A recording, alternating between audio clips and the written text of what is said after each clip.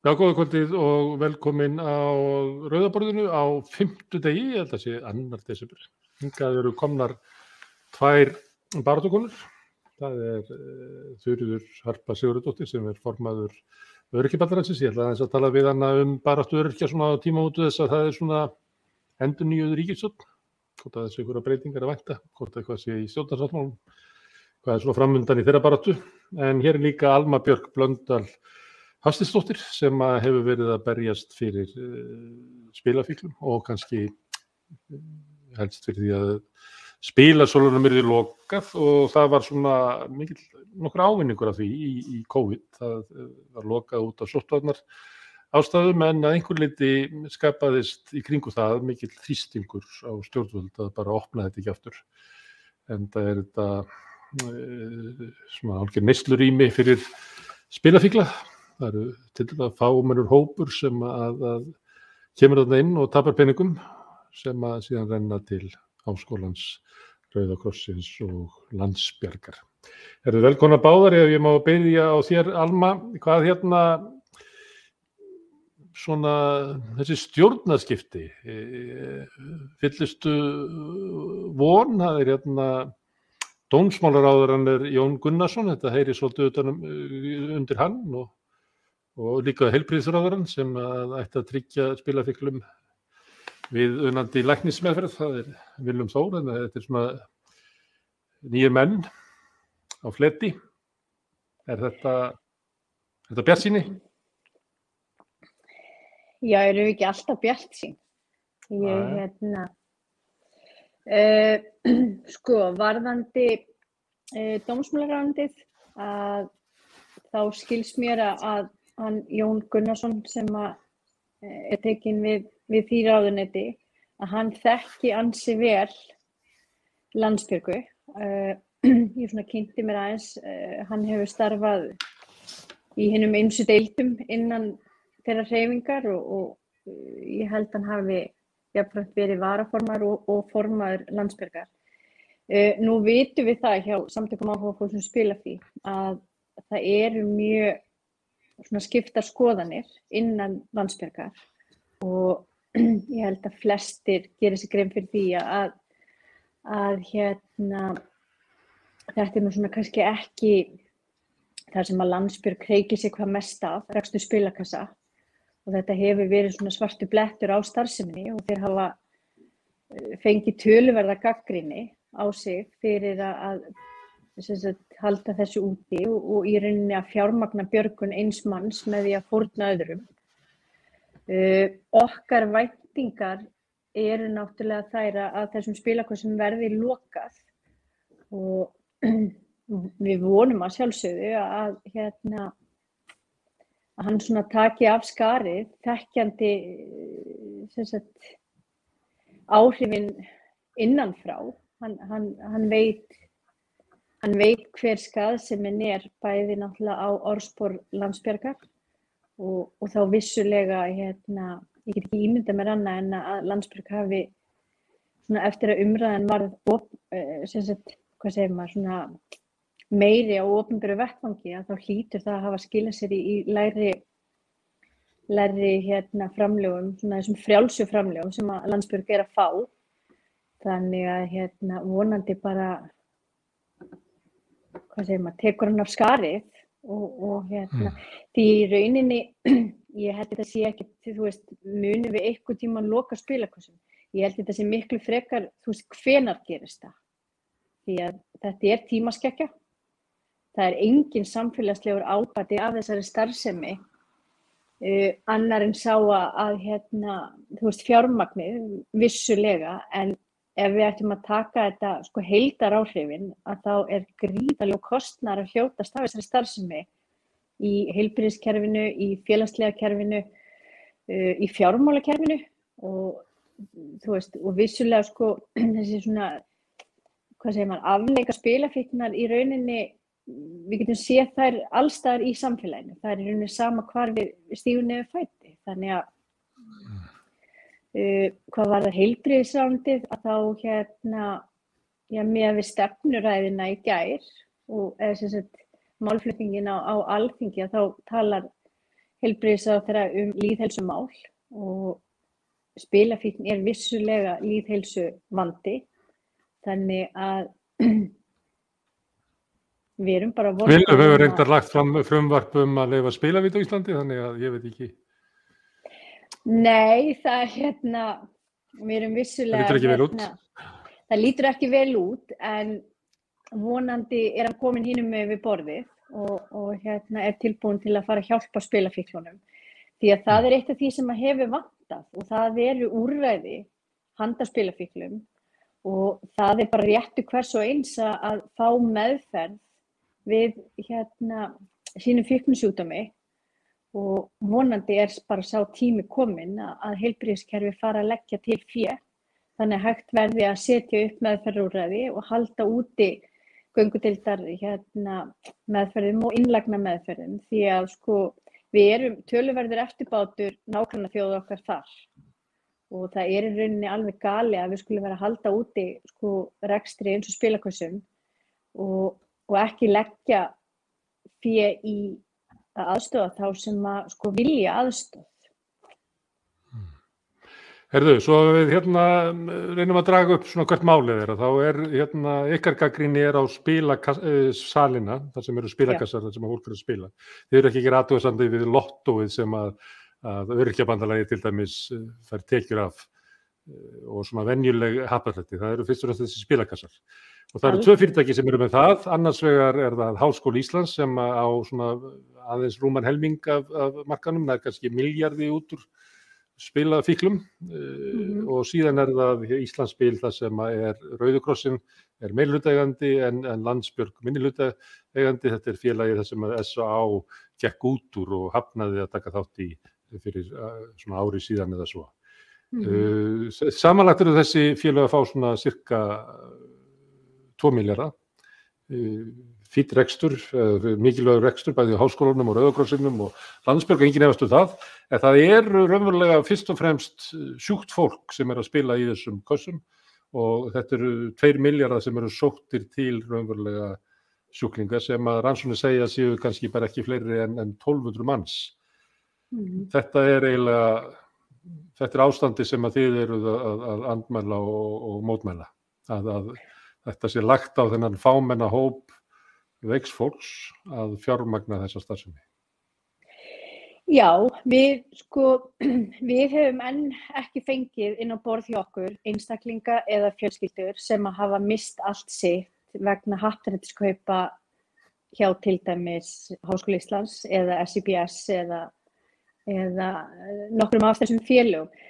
Sama gildir lottóið og við höfum svo sem ekki skilið þessa umræðu rekstrar aðila á happdrættismarkaði var til að mynda eins og spilakortin að setja alla undir sama hatt. Við höfum kallað eftir spilakortum og gerðum það lengi framan af eingöngu spilakassana. Þið heyrið okkur seint óska eftir því að öllum happdrættum verði lokað. Þessi starfsemi bara, það nánast ómögulegt að ætla að fara að bera hana saman og það bæði það náttúrulega kemur til af hraðanum, upphæðunum og tíðninni og ef við til dæmis eins og spilakassarnir, þar getur við tapað hver leikur, hann kostar 300 krónur, hann tekur 1 til 3 sekúndur sem segir okkur þá að við tapa 360.000 krónum á klukkustund. Þú þarft að vera ansi yfin ef þú ætlar að fara að tapa 360.000 í happdrættismiða á klukkustund. Og fyrir utan það þá bara kikkar það ekki eins fyrir spilafíklana eins og spilakassarnir. Þannig ég skil ekki þessa umræðu rekstraraðila spilakassa að vilja alltaf kalla alla til að borðinu.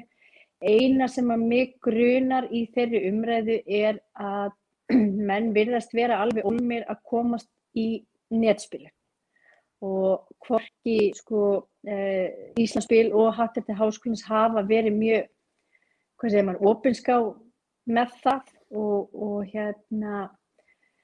ég veit ekki hvort að tilgangurinn að sýna öðrum á happdrættismarkaði hvað þeir eru að tapa miklum peningum en við verðum náttúrulega sko að átta okkur á því að þrátt fyrir að netspilin sé gríðarlega mikil, að þá þetta vandi. Þannig að við getum ekkert litið svo á að hér sé bara ókeypis peningur og svo getum við bara, þú veist, haldið rosa partí, sko, það rosa gaman. Þetta sem sagt allt öðruvísi heldur en lottó eða happdrætti sem að fólk kannski að spila í leik með. Það hérna pínulítil svona ágóða von en kannski fyrst og fremst að styrkja gott málefni.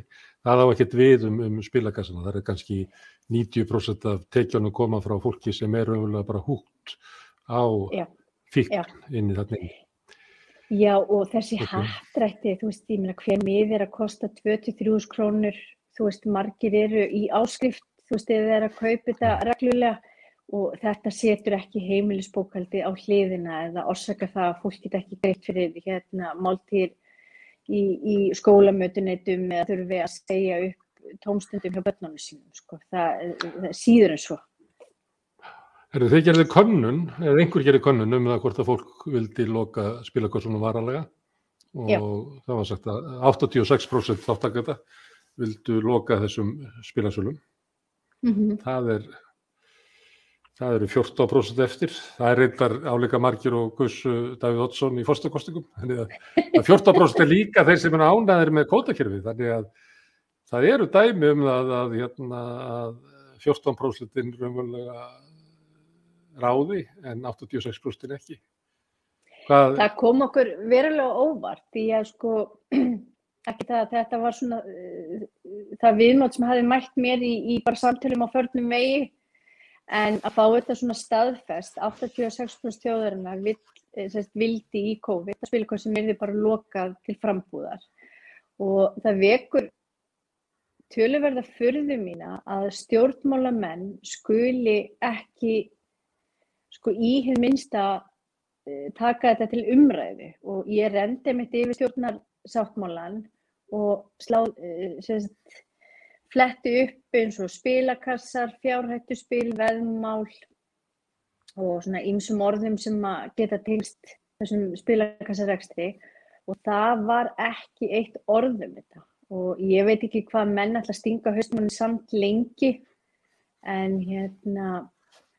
þeir virðast ætla að hafa töluverða þrautseigju með að humma þetta fram af sér og á meðan í rauninni verið að níðast á litlum hópi fólks. Og ekki virðast Rauði krossinn eða Landsbjörg eða Háskóli Íslands hafa það í sér að taka af skarið og neita hreinlega. Því að svo hitt, þó þú fáir leyfi til að gera fullt af hlutum, þá ekki þar með sagt að þú þurfir að gera það. Það enginn að skikka hvorki Landsbjörgun Rauða krossinn eða Háskóli Íslands til að gera þetta. Menn getur hreinlega sagt, þetta siðferðislega rangt. Við vitum það núna að bróðurparturinn af þessu að koma frá fólki sem ekki að leggja fram frjáls framlag. Við viljum þetta ekki, þið verða að bregðast við.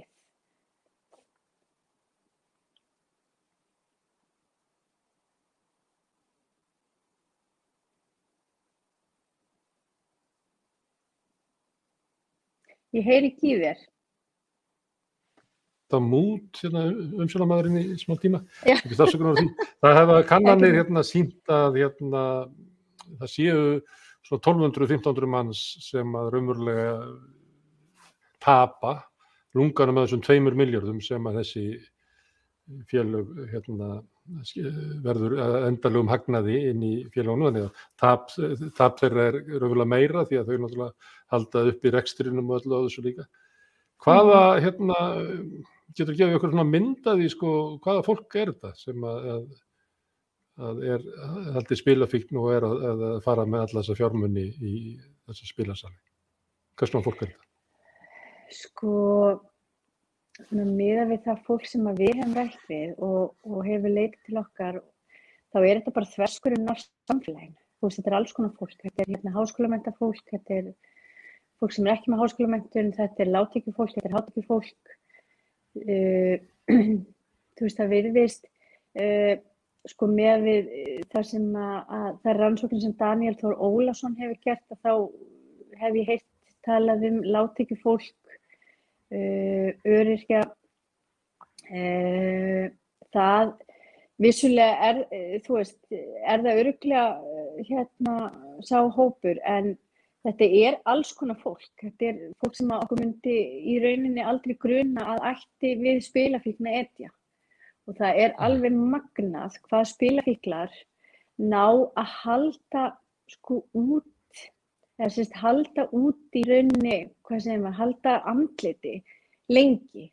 Því að mín reynsla af þeim spilafíklum sem ég þekki og hef umgengist, að þetta er ótrúlega duglegt fólk. Þetta er oft fólk sem er í, 2-3 vinnum, því þetta er mjög dýr fíkn. Ég meina, þið getið ímyndað ykkur að sko vera að leggja undir 360.000 krónur á klukkustund, að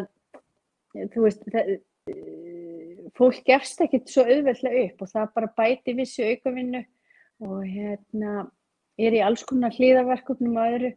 Þannig að ég hef ekki séð eitthvað svona stereotípu, en vissulega endar fólk þetta. Það endar atvinnulaust, það spilar sig út úr vinnu, það spilar sig út af fasteignamarkaði.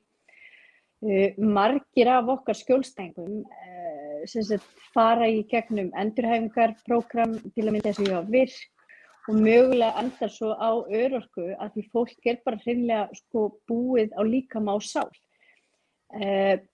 Og það kemur til að við erum ekki með úrræði. Þetta fólk er að velkjast í heilbrigðiskerfinu með alls konar greiningar, kvíði, þunglyndi, bara nefndi það, alls konar líkamlega kvilla, svefnleysi og annað. Þetta fólk er ítrekað búið að sko fara inn á félagsþjónustuna. Margir sko eru komnir á lista yfir félagsleg húsnæði. Fólk jafnvel sko búið að spila sig út af leigumarkaði, getur ekki lagt fram tryggingar, komið á svartan lista, með árangurslaust fjárnám, gjaldþrot, eru með mál hjá sýslumanni. Þetta er, og við þurfum að átta okkur á hvaðan er fólki að koma í upphafi. Það er svolítið, sko, ég hef til dæmis talað fyrir því en á fjármálageirans að spilafíklar eru ekki hinn almenni skuldari. Þessi hópur er ekki í skuld vegna þess að hann er ekki að afla nóg tekna. Hann er í skuld af því hann er að spila. Og við þurfum að fara að bregðast öðruvísi við, heldur en að gera hann bara gjaldþrota. En varðandi fíknina sjálfa, fíknisjúkdóminn, er til meðferð við þessu? Hún er ekki til hérna heima? Nei. En er búið að finna hann upp? Er til meðferð sem hefur reynst vel? Og af hverju flytjum við þá ekki inn eins og fríportarnir gerðu með áfengismeðferðina á 8. áratugnum? Það er góð spurning. Við höfum talað fyrir bæði mér í heilbrigðisráðuneyti og eins við ég sit í starfshóp á vegum dómsmálaráðuneytisins. Í Danmörku eru nokkrar meðferðir í boði. Það eru innlagnar meðferðir og svo eru göngudeildarprógram. Við fórum til Los Angeles 2017-18 og kynntum okkur meðferð sem er í boði þar, sem er, hún er bara sniðin að spilafíkn. Þetta er bara meðferð við spilafíkn. Það hefur komið til tals að láta reyna á það að einstaklingar héðan fari í meðferð erlendis og sækja þá það í gegnum sjúkratryggingar.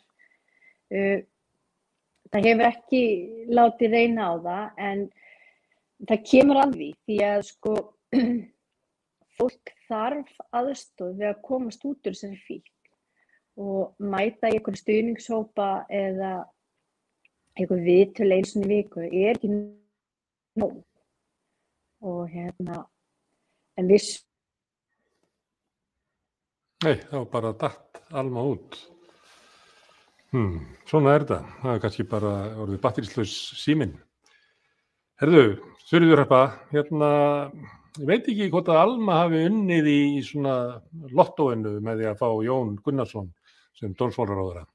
En hvernig, ert þú ánægð með þinn mumma? Nú ert þú komið með nýja ráðherra. Já, Guðmund Inga, Já.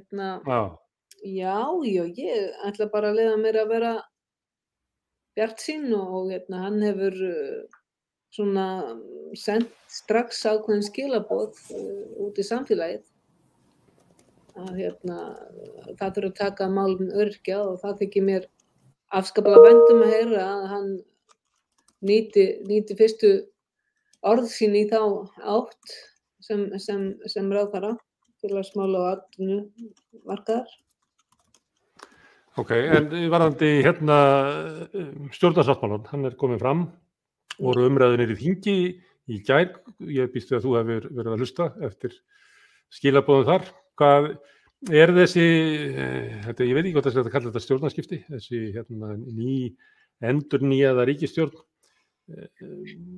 einhverjir vísbendingar að það verði frekar farið að ykkar kröfum heldur en áður var? Sko, ég veit ekki hvað segja skal. Það náttúrulega, kemur þarna fram eiginlega margt sem við sáum í þeim stjórnarsáttmála sem var í fyrra skipti sem hún sat þessi ríkisstjórn núna og það halda áfram með það inn í þennan stjórnarsáttmála og kannski taka hann aðeins sterkar en samt ekki. Þannig ég veit ekki hvort maður á að vera rosalega bjartsýnn og halda að þarna verði eitthvað gert. Við sáum auðvitað að þarna setja inn samning Sameinuðu þjóðanna réttindi fatlaðs fólks að hann verði lögfestur og það sem að ég sakna það að sjá ekki tímasetta áætlunar hvenær á að lögfesta hann. Ég get því miður þá gat ég ekki séð að hann væri til dæmis komin inn á þingmálaskrá núna, þannig að ég hef áhyggjur af því að það sé ekki. Hverju ertu að lýsa þurfur? Ertu að lýsa því að loforðin frá því fyrir 4 árum að þau koma aftur núna inn eiginlega það er ekkert búið að gera neitt í þessu? Já, það er alveg lítið búið að gera í þessu. Þessi einföldun á almannatryggingakerfinu, hún eiginlega rann út í sandinn en mér skilst að bíði eitthvað frumvarp sem að ég hef ekki ennþá séð einhverja breytingar og menn hafa verið kannski hefur tíminn unnið með okkur þar vegna þess að við náttúrulega höfum alveg gefið út þau skýru skilaboð við skrifum ekki undir einhverja breytingar á almannatryggingakerfinu sem eiga að vera til hagsbóta fyrir fatlað fólk ef að starfsgetumat þar lagt til grundvallar. Að við teljum ekki að þess að staðan hvergi nokkuð staðar að starfsgetumat hafi verið að bæta eða breyta einhverju bæta úr fyrir þennan hóp sem fatlað fólk. Þau eru að stefna að starfsgetumati þótt að sé ekki beint orða þannig í stjórnarsáttmálanum að þá talað endurskoðun og svo talað virkni á vinnumarkaði í bara fyrstu setningu sem að þekki söguna þá veit maður alveg að þannig verið að tala starfsgetumati. Menn ákveða bara að kalla ekki þessu nafni en við meðum heldur ekki gleyma því að það alveg gríðarlega stór hluti fatlaðs fólk sem að þráir að heitast að komast út á vinnumarkaði í kannski 20 til 50 eða 75% starf, eitthvað sem þá starf sem var við hæfi og sem var aðalega þeim dálítið og þannig að það ákall sem við verum að hlusta á líka en þetta má ekki vera að kostnað fólksins, það verður að geta framfleytt sér þannig að það það sem við verum að tala um. Þú getur ekki sagt bara manneskjan með svo mikla starfsgetu og þá fá hún ekki greitt á móti úr almannatryggingum. Það hún verið það sem að stýrinn hefur staðið að fólk sem sagt að þú hefur 50% starfsgetu eða getur unnið 40% vinnu og þá farð þú bara 60% frá almannatryggingum og þú verður að finna vinnu fyrir hitt og þá þarf þessi vinna að vera til staðar. Og það nú það sem að stýrinn stendur að bæði það að fólk þarf að geta prófa sig á vinnumarkaði og haft alltaf rétt til að fara tilbaka og vera bara eiga skjóli þar sem að það og svo þarf líka að vera til, það þurfa að vera til þessi sveigjanlegu störf og þau eru bara ekki til. Það ekki til hlutastörf og það ekki til eitthvað sem heitir viðeigandi aðlögun en almennilega ekki í dag nema það sem að gerist í COVID að fólk fór að geta unnið heima og það ekkert endilega allt fatlað fólk sem að vill vinna heima. Það mjög margir sem fara á vinnustað og finnst það gott en þeir fá ekkert í vasann af því að það skerðingarnar sem taka vinnulaunin eiginlega. En eina kröfunum sem að þið lögðu fram fyrir kosningar var aðlugun á vinnumarkaði sem þá krafa að vinnumarkaðurinn búið til störf sem að henta kannski fólki sem að hefur starfsgetu í 20% starf eða sveigjanleika í starfinu þannig að maður getur unnið að heiman eins og út að benda á hér og með einhverjum öðrum hætti. Sjáið þið einhverja svona þróun í þessa átt að vinnumarkaðurinn sé að verða opnari fyrir fatlað fólk og öryrkja eða það kannski þveröfugt? Nei, ég held að allavega það sem þau samtöl sem ég hef átt við fyrirtæki að það hefur verið mikill vilji komið fram þar að ráða fatlað fólk í vinnu og svona en atvinnurekendur veit ekki alveg hvernig þeir eiga að fóta sig í þessu og það kannski þeir þurfa náttúrulega kannski svona aðstoð við þetta og sérlagi þetta hvort fólki sem með gerann áskorun eða hvað maður kallar geðsjúkdóma að þau hafa mætt mjög mikill andstöðu og fordómum og sá hópur sem síst fær vinnu þannig að það myndi til dæmis að hjálpa atvinnurekendum þar mjög held ég. Getum við fylgst með þessu? Eitthvað staðar haldið utan á það að nú í haust voru sköpuð 75 ný störf fyrir fatlað fólk? Er þetta að fylgjast með þessu? Ég bara hef ekki séð það og ég bendi líka á að það, við erum að tala mjög fjölbreyttan hóp sem hefur mjög fjölbreytta menntun og það þarf að taka til þess að fólk misjafnlega mikið menntað og það þarf að hafa, starfið þarf að vera svona það sem hæfir menntun fólks ef það nokkur kostur. Já, ekki bara að tala blindrastofuna að fletta táakorfur. Nei. Þetta bara, það fullt af fólki í dag sem vel menntað og svona bara alls konar eins og við erum eins og aðrir, bara mjög fjölbreyttur hópur og misjafnkar En ætti krafan ekki að vera að það sé haldið einhvern veginn skrá þetta til þess að sé að vita hvort þessi störf sé að vera til?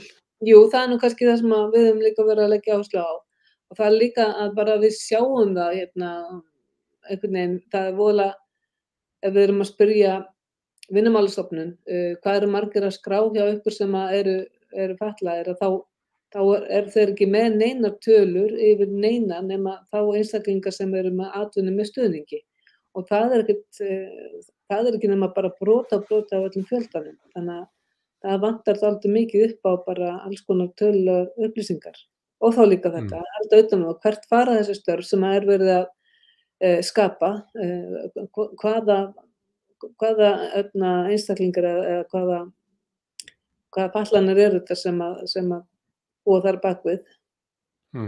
Já, það ég held að ráðarnir sé að segja í viðtölum núna að þeir hafi skapað 20 störf í viðspyrnunni eftir COVID. Já. Það gaman að eitthvað myndi spyrja þá hvað væri stór hluta þeim fyrir fatlaða. Herðu, en það að ég nefndi kröfunar ykkar, að þá voru nokkra sem eru bara auðmælanlegar. Það ég held að fyrsta krafan hafi verið hækkun lífeyri, númer 2 leiðréttum kjaragliðnunina og númer 3 skilgreinum framfærslugrunn. Sástu merki þetta í stefnu ríkisstjórnarinnar? Nei, ég getum kannski ekki sagt ég hef séð eitthvað nema bara menn segja hér þarf að hækka örorkulífeyrir og það þarf einfalda almannatryggingakerfið og gera þetta réttlátara og það þarf að þeir sem verst hafa það verður að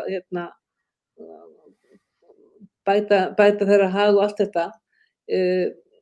Svo þegar maður fer og kíkir yfir þessa fjármálaáætlun sem nú búið að opinbera við erum svo sem ekki búin að kannski greina það almennilega en svona fljótt á liti þá virðist að það vanti frekar inn í þennan málaflokk heldur en hitt fjármagn þannig að ég veit ekki alveg hvernig fólk ætlar að gera þetta, hvernig ætlar að hækka örorkulífeyri eða draga eða stoppa þessa kjaragliðnun.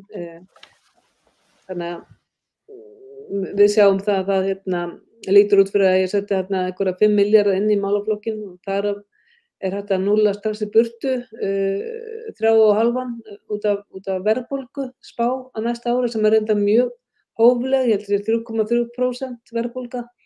Ég held að það gangi aldrei eftir, ég held að hún verði miklu meiri. Og síðan sjáum við það að það líka gert ráð fyrir 5,5% aukningu, svona líffræðilega aukningu á öryrkjum eða fötluðu fólki. Og þá þýðir bara einfaldlega það að þessi 1,5 milljarður sem eftir var þarna, hann mun ekki dekka þá aukningu.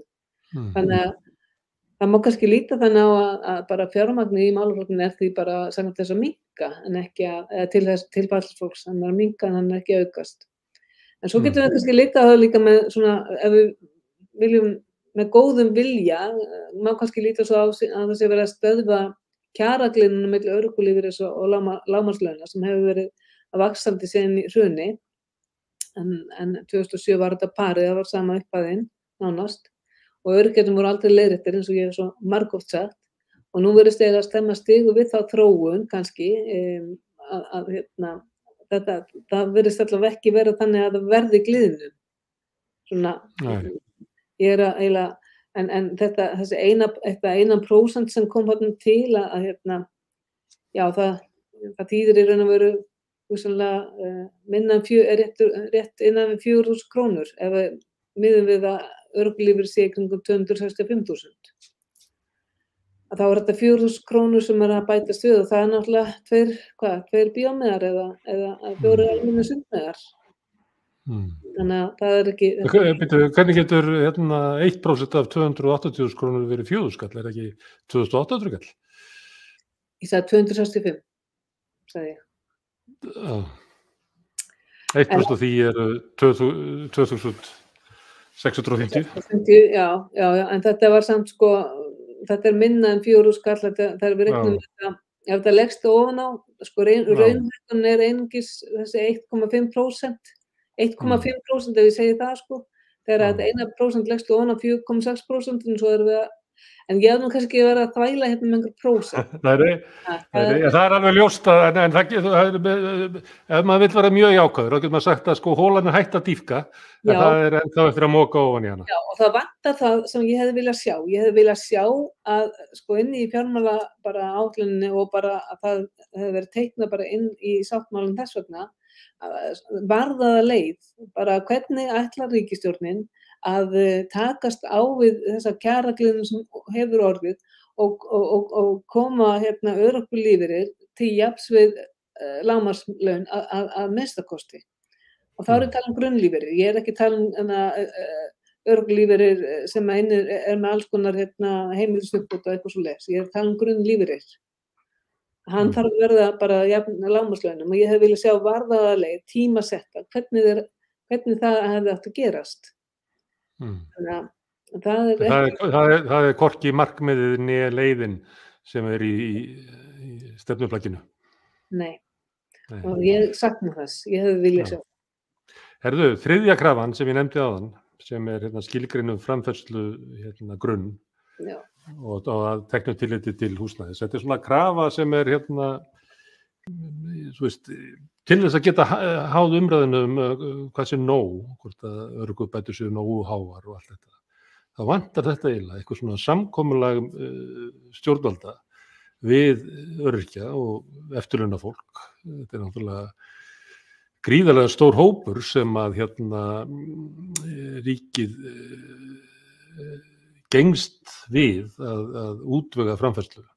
En hver framfærslan að það er einhvern veginn, það er eiginlega ekki hægt að ræða það vegna þess að það var gert, þetta byrjaði á þessu í félagsmálaráðuneytinu, svo var það í svona sópað undir teppið og hvarf og eftir sittur bara áætlun umboðsmanns skuldara sem er nú kannski ekki alveg sko góðu mælikvarði heldur. Er þetta ekki eiginlega svona grunnforsenda að sé hægt að eiga í samtali við ríkisvaldið og sveitarfélögin sem að bera líka ábyrgð á framfærslu margra sem eru á framfærslu sveitarfélagana? Er ekki eiginlega frumskilyrði að fólk sittist niður og komist að samkomulagi það hvað þarf til þess að geta lifað af? Til þess að sé hægt að ræða það hvort að 265.000 krónur eða 390.000 eða bara 500.000 eða eitthvað whatever sé nóg. En er þetta ekki bara ótrúlegt gat í öllu samtalinu að það ekki rætt það. Hvað þarf til þess að geta lifað af? Nei, þetta nefnilega skekkir algjörlega alla mynd og eiginlega eyðilgu fyrir manni í samtali vegna þess að meðan við erum með einhver framfærslu viðmið sem eru bara alls konar, það eru allavega 3 sem að ég fengi svona séð, að þá erum við ekki með neitt fast í hendi og sérlega ekki þegar að framfærslu viðmið inniheldur ekki húsnæðiskostnað sem að sko það er náttúrulega ótrúlega skrítið að við séum framfærslu viðmið þar sem að húsnæðiskostnaður ekki tekin með í dæmið eins og hann nú mikill í dag og fer vaxandi. Ég meina bara hann svo líka misjafn, Þuríður, að það sumir borgar kannski bara 80.000 krónur en næsti maður borgar 250, þannig að það eiginlega, þetta getur verið ósamanburðarhæft á milli manna. Já, þá verður bara menn að setja samt í þetta með að við erum að tala leigumarka til dæmis sem bara eitthvað ákveðið og menn getur verið að horfa á félagslega kerfið og svo frjálsamarkaðinn, en það verður einhvern veginn að komast niður á einhverja ákveðna tölu sem að allavega tekur með dæmið að fólk þarf að búa einhvers staðar. En stjórnvöld neita þessu alltaf að fara út í einhverju umræðu að gefa út framfærslu viðmið vegna þess að þau vitað alveg að þá kemur í ljós að þau eru að undirborga líklega 100-150.000 krónur öllum stóru hluta öryrkja og stóru hluta eftirlaunafólks, þannig að og þau bara þverskallast við og bara neita að bara hefja umræðunar þetta.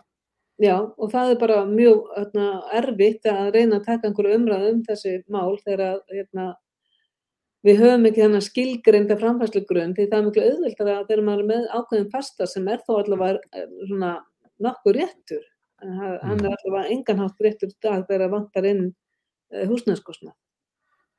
Þurfum þið ekki bara að reikna þetta sjálf, gefa út hverju framfærslu viðmiðin? Þetta ekki tekið mark á ykkur? Já, við getum alveg gert það, ég meina það hefur svo sem verið að reikna út og að það gæti dugað fólki að vera einhvers staðar 450-500.000. Það gæti dugað en það er samt naumt. Sem að merki það að það stórir hópar í samfélaginu sem að vantar 100-200 krónur á mánuði til þess að lifa af. Já.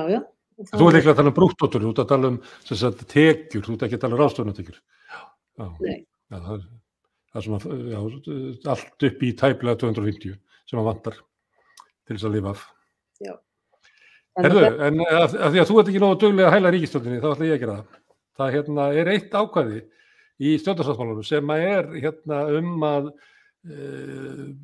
það vantar náttúrulega upphæðunar í það og það vantar svolítið skýrt að þau segja að verði fundið leið til þess að koma öryrkjum, fötluðu fólki og eftirlaunafólki inn í almenna húsnæðiskerfið sem að eiginlega bjarg, en til þess að geta fengið íbúð í bjarg þá þarf það að vera félagi í verkalýðsfélagi og það þarna svona opna fyrir það að veri búin til eitthvað svona leið fyrir fatlað fólk og eftirlaunafólk að eignast íbúð með sama hætti og láglaunafólk hefur verið að komast inn í leiguhúsnæði með sambærilegt og láglaunafólk fær hjá bjargi.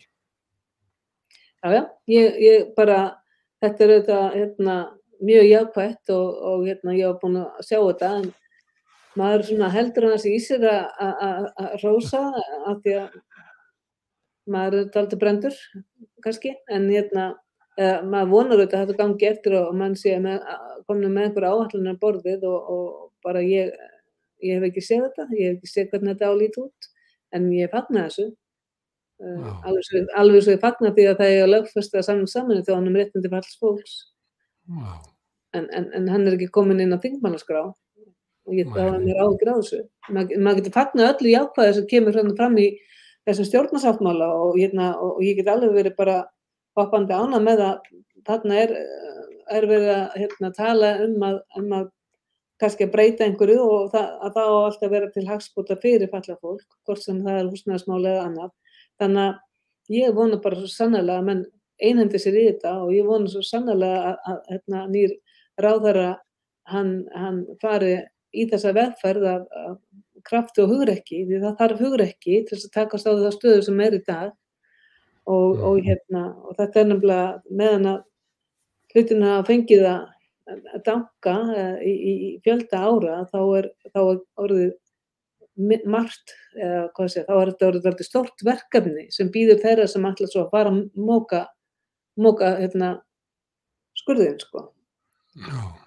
Þannig að... Já, hann var duglegur að friðlýsa í umhverfisráðuneytinu, svo duglegur að Sjálfstæðisflokkurinn neitaði að VG fengi að vera áfram í umhverfisráðuneytinu, þannig að vonandi verður hann of duglegur, þannig að gangi fram að Sjálfstæðismannum og hann mæti kröfum öryrkja. Maður getur auðvitað ekkert annað gert heldur en vona það besta og gengið inn í þessa nýja kjörtímabil með nýja stjórnarráðherra. Ertu búin að hitta hann? Ertu búin að hitta hann, mamma? Nei, ég er ekki búin að hitta hann. Nei, herðu, það er ég óska ykkur góðs gengis, það er svona þráður í þessu samtali er að það er svona endurnýjun loforða hjá stjórnmálafólki. Það var eitt sem að ég var alveg rosalega svona skúffuð yfir. Það var þegar ég sá það að öryrkjar fengu ekki hækkuna á frítekjumarki atvinnutekna. Þetta er það sem við erum búin að vera að kalla eftir í fjölda mörg ár og en við sitjum alltaf uppi með 109 krónurnar en þegar hins vegar hækkuðu frítekjumarka á eldri borgara helming og það er gott en mér hefði ekki fundist, mér fannst mjög sérstakt að það skildi ekki fylgja þá fyrir öryrkja líka. Hefur heyrtur ekki fyrir því af hverju það ætti að gilda fyrir eftirlaunafólk en ekki öryrkja? Nei, ég hef ekki heyrt rökin fyrir því. Nei, ég er að hugsa alveg á fullu, reyna að hugsa hvað getur að verið, en ég veit eftir ekki af hverju það ætti það ekki gilda það sama.